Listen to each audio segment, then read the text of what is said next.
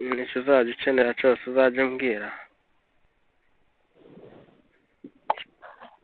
hari ibyo nakubwira. ndabizi ko okay nta kibazo sibyo.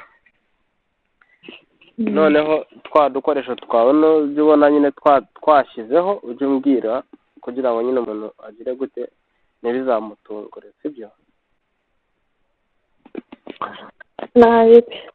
urabizi nyine nawe urumva ibyo ni ibintu bigomba nyine gukorwa neza pe, kandi urabizi ndagukunda cyane kugukorera amasuku, ko waba ufite ibikoresho by'amasuku, ni ukuri ko Imana nanjye nyine uba urimo kungirira neza sibyo.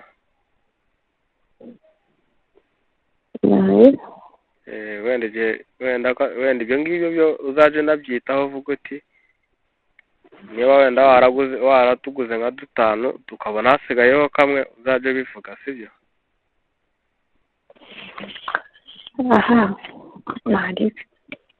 urumva se ufite ubwoba ntacyo nyine ubwo niba udashaka kuzajya umbwira. ubundi se utabimbwiye se wabibwira nde wundi? ndabyigumanyiranira. ngaho nyumvira hashereka nkubwire. okay ntabwo ndimo ntabwo ari by force. niba wumva bikurimo uzajya ubimbwira, niba wumva bitakurimo ntuzabimbwira. ariko ku bwanjye mu gihe wumva ko nta mafaranga ufite yo kugura udukoresho kandi wenda ukaba ubona utwo ufite tudahagije, byaba byiza umbwiye hakiri kare kugira ngo mu byo n'andimo byose wenda ntibizadutungure. mbwira akantu keza. ndagukunda. urumbwira ko ngako se hari icyakaruta. ntacyo basa washaka akandi kantu keza.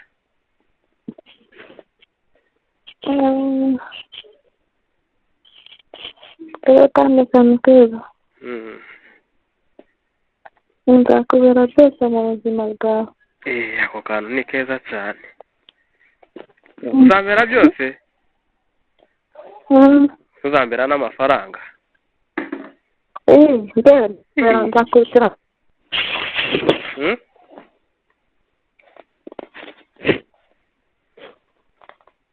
ngwiki aya mafaranga azajya amufasha kuyabona. ngo cyashire nkunda ukuntu usigaye uzi ubwenge. cyashire uzi ko buri gihe ugenda ukura. none nsigaye nkubonamo ubushobozi buri ku rwego rwo hejuru kabisa.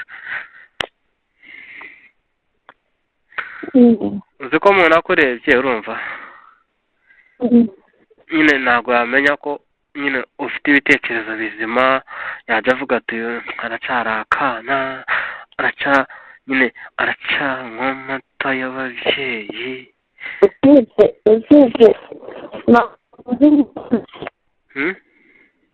nta n'umuntu uzi nk'uko ngo iki nta muntu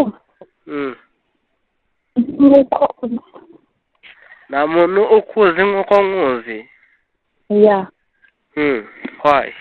hari umuntu ushobora kuba umubwira nyine nk'uko ngiye akakubwira unize kubera ko nanjye ubona nigendera nakumva mu magambo yanjye ibyo mvuga bakubwira aho tukakwituma. yego cyashire ni ukuri ko Imana pe.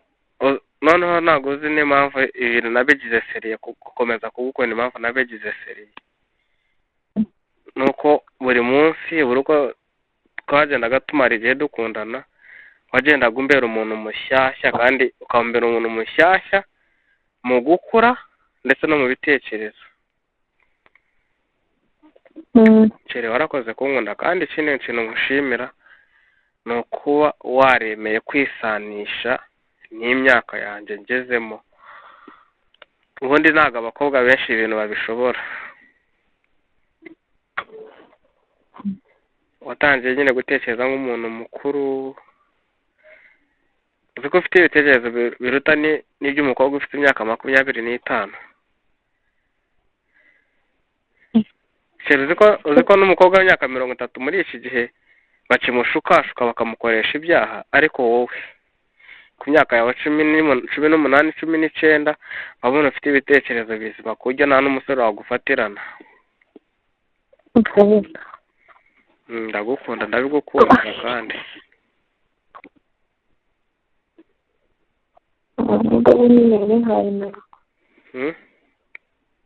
Ubu ni hayi go. Nanjye nzaguha igihembo kimwe kiruta ibindi. Nanjye nzaguha igihembo kimwe kiruta ibindi.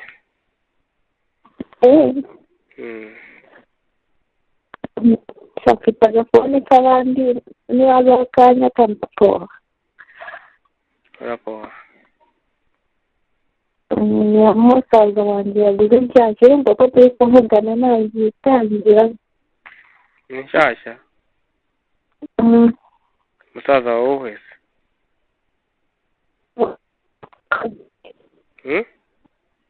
Ukurikiye imfura. Yaje se? Babiri bose. Na John? John yasigaye. Aje bari imbere ye. Siyavuze ko wakuze? Siyakubwiye ko wakuze? Asigaye musumbada. Ngose? Hashe nawe urimo kugenda uba muremure.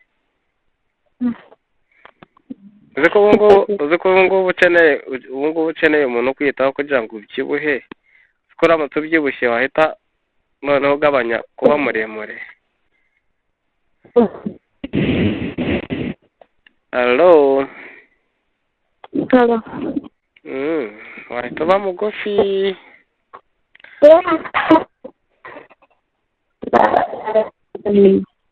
None se wowe ukunda kwambara ibirebire? Ntushobora kwambara ibigufi.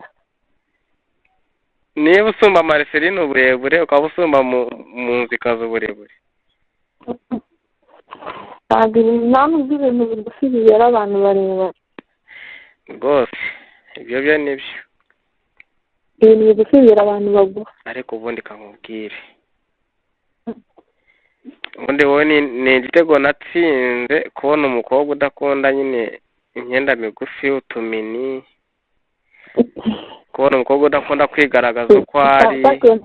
Nari merekeza umwana wagishyura nyine umukobwa atuyagara kuko nta hantu basize bacururiza ajyana.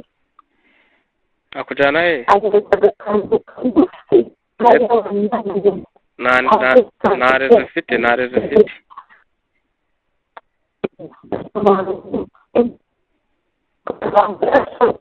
Nta rezo ufite? Ese bambwira.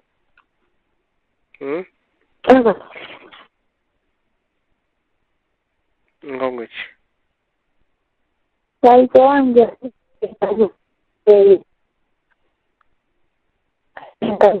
Ngigura ngahe amubwira ngo twasize kureba gusa yitwa tugiye kureba nyine ibindi amukorera umupira.